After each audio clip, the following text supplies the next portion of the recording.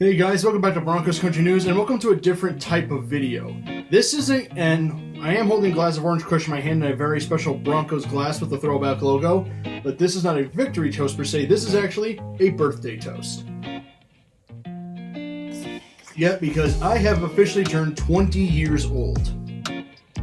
So, it being my birthday, and I decided for my 20th birthday, I wanted to tell you guys a bit of my personal story. Or basically my story as a Broncos fan.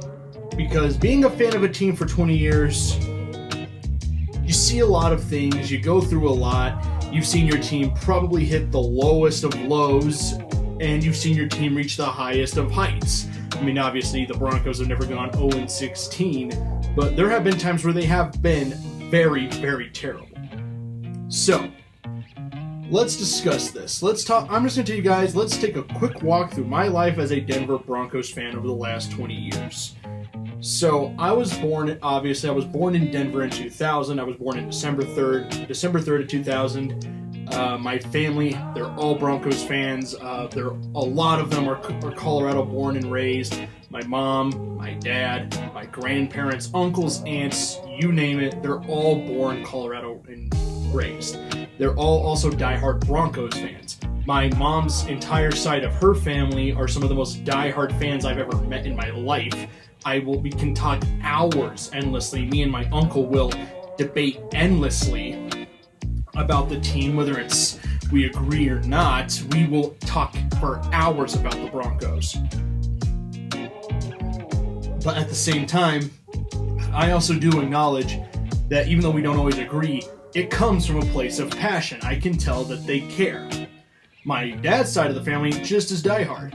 My aunt is the only person, other than my grandma, on my mom's side, I can think who's just as crazy about this team as I am. So that's, of course, something I take pride in. It's in my blood. I was born and raised a fan.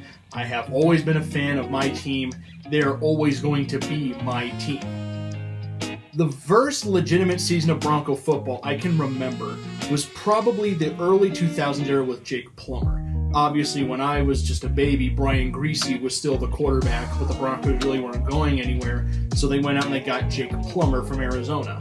And I remember specifically the 2005 season, which is where the Broncos went 13-3. They looked really good under Jake Plummer. They handed Tom Brady his first ever loss in Mile High Stadium. At the time it was in Mesco Field at Mile High. They handed him his first loss, and then they lost to the Steelers in the AFC Championship game. But I remember that season fondly. It was exciting. It was fun. Jake Plummer was electric. My favorite player at the time was cornerback Champ Bailey. In fact, as a little kid, I remember I owned 2 Champ jerseys, a blue one and an orange one.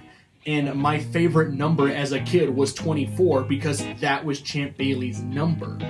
He was by far my favorite player. He was awesome. I also liked watching guys like Brandon Marshall, who was by far one of my favorite receivers.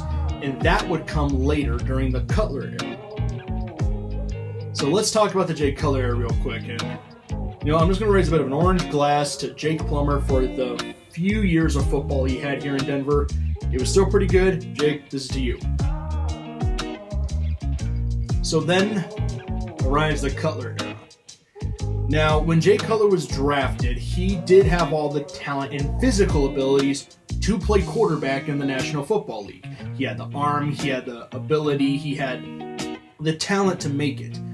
But for some reason, he's one of the most fascinating stories about a quarterback who's never made it in the National Football League. Despite having all the talent and ability to do so, he never really stuck it in the NFL. His longest stint, and he'll probably most be remembered as a Chicago Bear, but even Bears fans would like to forget that era. They had the short NFC Championship stint appearances, and that's about it.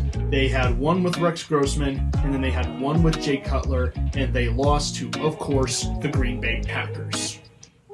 And when Jay Cutler was here, there were some bright moments. There was also some moments. He did make a Pro Bowl, but he was never going to be our franchise guy. And it ended up costing Mike Shanahan his job, who was the most successful coach in the history of this franchise. He had, of course, won the 2 Super Bowls with John Elway. He had built an electric offense. and he got fired after they missed a chance to go to the playoffs and lost out to the 8-8 Chargers, who won the AFC West that year. And of course, in 2008, Shanahan got fired, and he did say you'd be crazy to change this offense. And then, first I want to raise a glass before I'm about to get into this next part, because this is raise a glass to Shanahan, still the best coach in history of the franchise. The man is incredible. Congratulations on finally making the Ring of Fame. You're an amazing coach, great offensive coach. Okay. That's to you, Mike. Now let's talk about the next era, which was the Josh McDaniels experience. When they brought him in, I had no idea what to think of it. Of course, I was only 9 years old at the time. I was 8 when they hired him, but I would turn 9 later in the season because it was 2009 he was hired. I had no idea what to think. We traded Jay Cutler, which as a fan, even as a little kid, I was happy with that. I did not like Jay Cutler, and I was happy, but then they brought in Kyle Orton, and I'm like, who? So we bring in Kyle Orton, and then we get out to that incredible 6-0 start. That was some of the most fun I'd ever had as a little kid watching the Broncos. Watching Kyle Orton sling the ball, that incredible play with Stokely over the Bengals, of course with Gus Johnson's now iconic commentary of the play. But then, of course, 6-0, I was thinking, man, should we go to the playoffs? It's going to be great. And, of course, as a little kid, I'm just thinking automatically, we're going to win a Super Bowl. Because I was a little kid, I still didn't understand the metrics of the NFL yet. Of course, when we beat the Patriots, I thought we were probably the best team in football as a little kid. When we beat New England, that was one of my favorite Sundays. And then they lost 8 of their last 10, and we ended up going 8-8, no playoffs. But at the very least, we could say we're heading in the right direction. And then came one of the weirdest 6 times of my life as a Broncos fan, Tim Tebow. The Broncos drafted Tim Tebow in the first round of the 2010 draft. And it was, of course, a little weird. Critics were skeptical of his ability to make it in the NFL because he didn't have the strongest throwing ability. His mechanics were really weird. And, of course, pundits did not know if he was going to be a starting caliber quarterback. But the Broncos took him in the first round. And I'll admit, going 4-12 that first year, not really seeing Tebow play was a little maddening as a fan. I really wanted to see him play. I wanted to see him succeed, but the Broncos wouldn't. Of course, they fired McDaniels later that season because of how much of a scumbag he was. They ended up restructuring the entire coaching staff. This is when John Elway came in, and they hired John Fox. And they did start Kyle Orton over Tim Tebow. And of course, we had the 0-4 start, and then Tebow comes in. We won 8 games. We ended up going 8-8, somehow winning our division because our division was terrible. And we ended up pulling up that huge upset win over the Pittsburgh Steelers, and we got that playoff win, and then we get blown out by the Patriots. But here's the thing. Those 8 games that Tebow won, those were some of the most fun games I remember ever watching as a fan. It almost re-energized me as a football fan because I was so sick of watching the same stagnant quarterback play.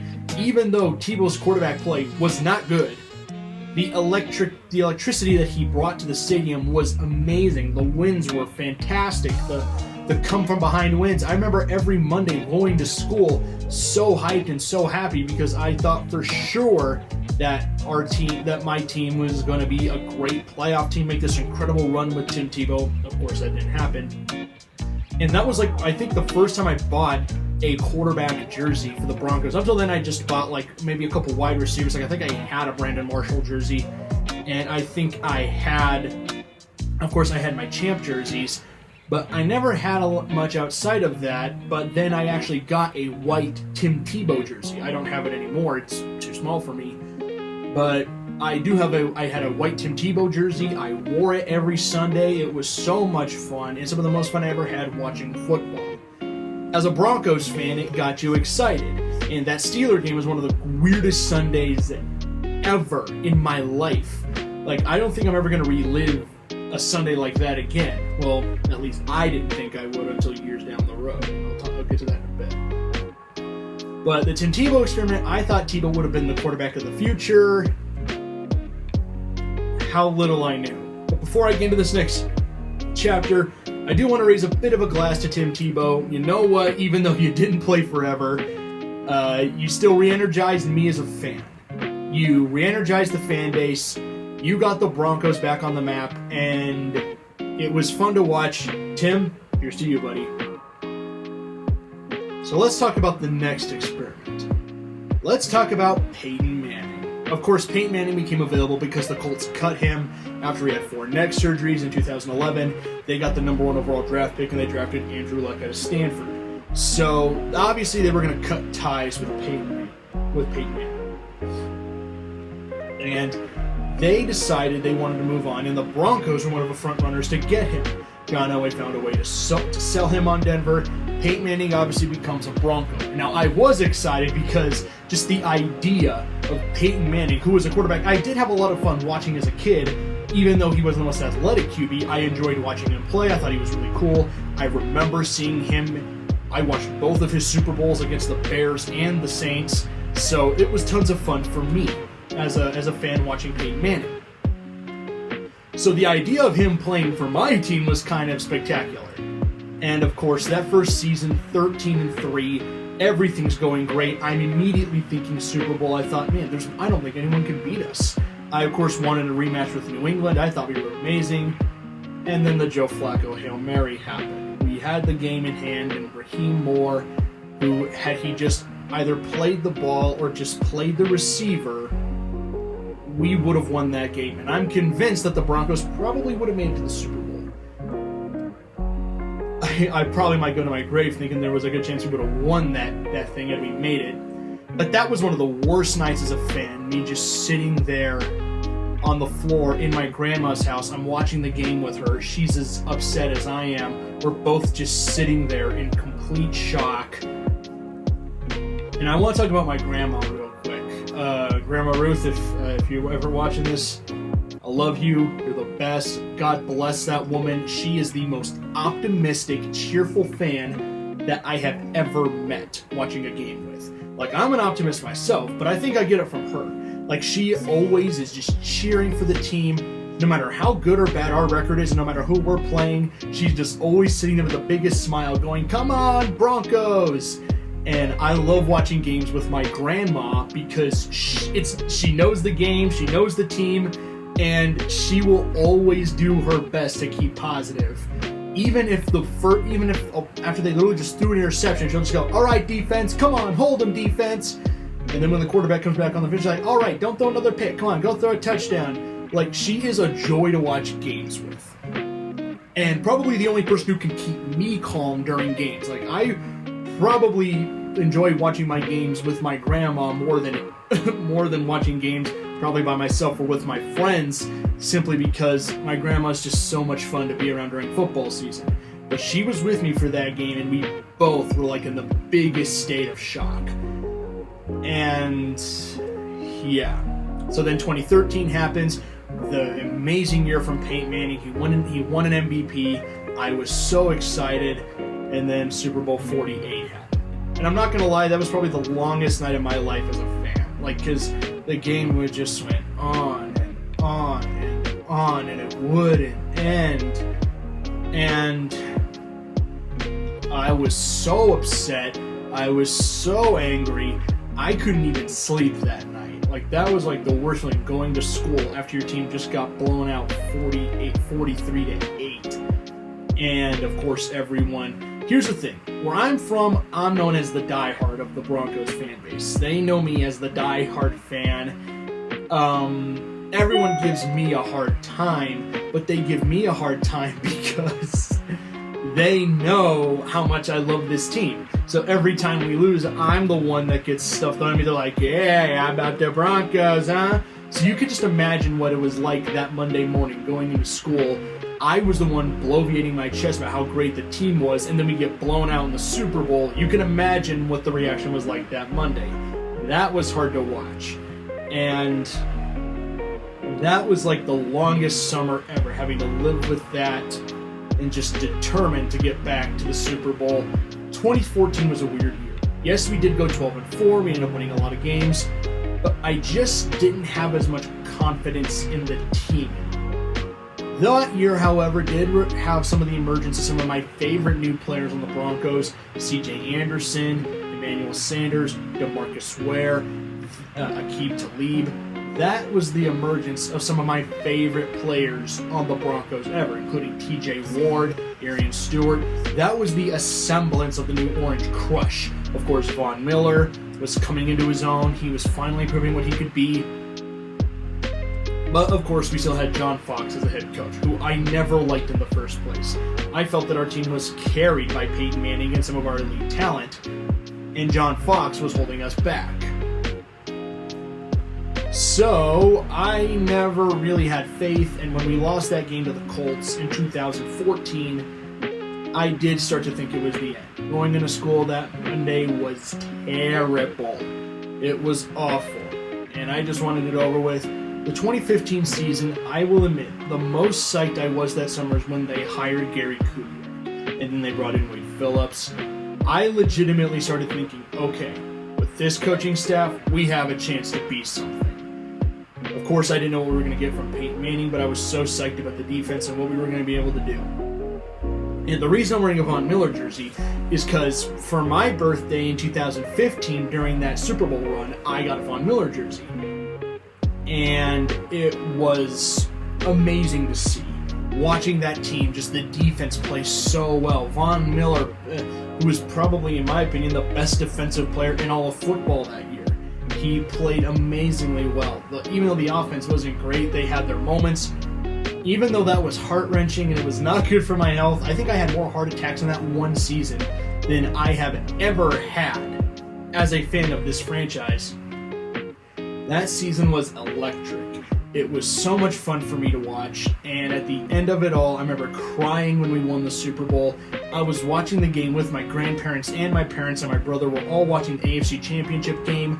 That room erupted when we beat the Patriots. When Bradley Roby got that game-sealing pick, the room erupted. When we won the Super Bowl, it was amazing. I remember my grandma and I just giving each other the biggest hugs when we won. My grandpa was just an absolute shock. He was so happy. My parents were just...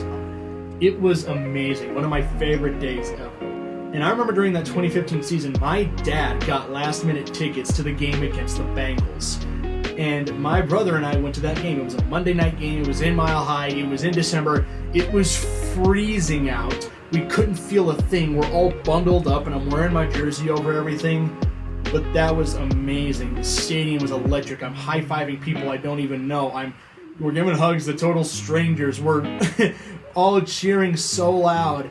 It felt like the team had finally arrived. The Broncos were there, and say what you want about Brock Osweiler after he left, the Broncos don't get that ring without him. He got us into the playoffs. He did what he could, and he may not have handled what happened after, but he did everything he could.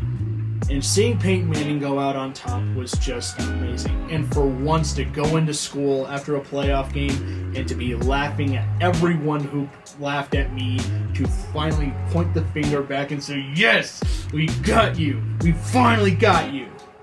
Was just amazing. So I raise another glass to that entire 2015 Super Bowl team. They are amazing. That was my favorite year ever as a fan. Obviously, winning the Super Bowl, and I'm never going to forget that. I'm never going to forget that. That was an amazing team. And even though the past 5 years have not been what we're used to, I will admit, it has been infuriating at times, watching your team just flounder and flounder, knowing that they could be successful but never quite reaching it. But I still love this team. They are my team. I will forever be a Broncos fan. I bleed orange and blue. My friends made a joke that if you were to cut open my arm, I wouldn't bleed red, I'd bleed orange and blue. Which is probably true at this point. And as a Denver fan, there's no jumping ship on my team. No matter how bad we get, no matter how good we are, I will always love this team. At times I will hate how much I love them. At times I will say, why do I love you this much that I'm willing to put myself through this, but I do it anyway. I do it because I love my team. I will forever love my team. Broncos fans out there, you know this with me. We're blue and orange till the day we die. Till the bitter end, we love our team. There's no faking it here.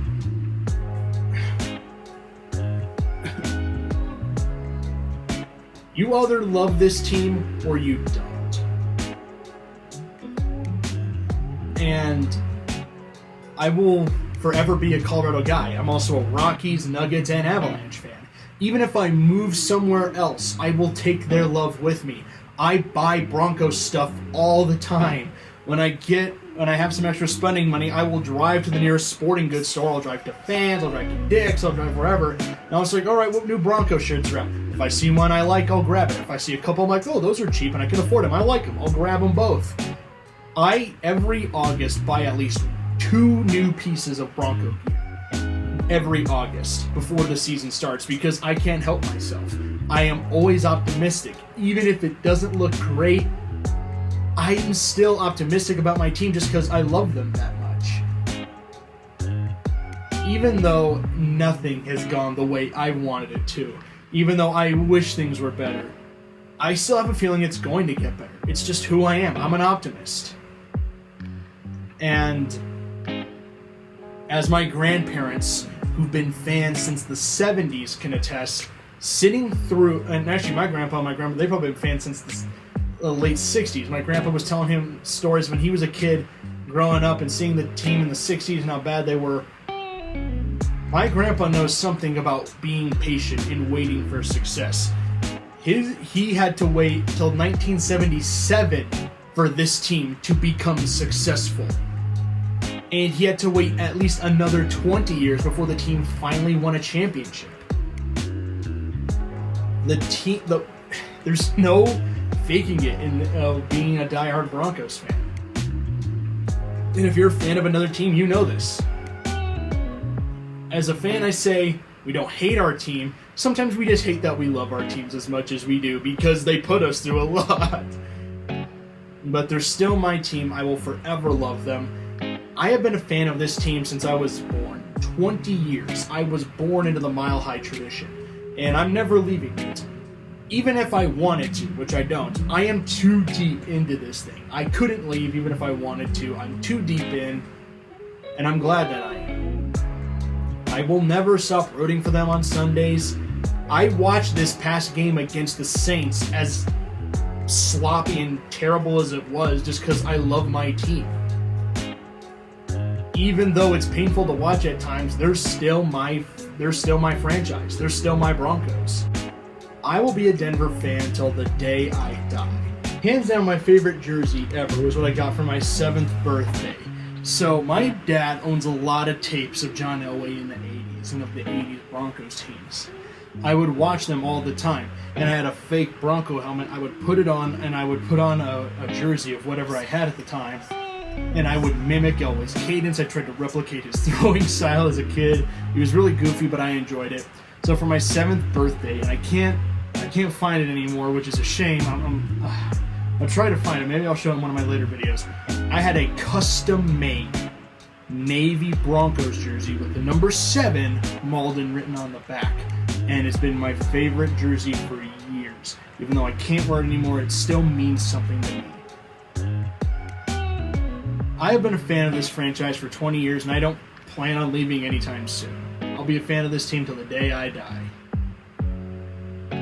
So, I want to raise one last toast, because this video is really long.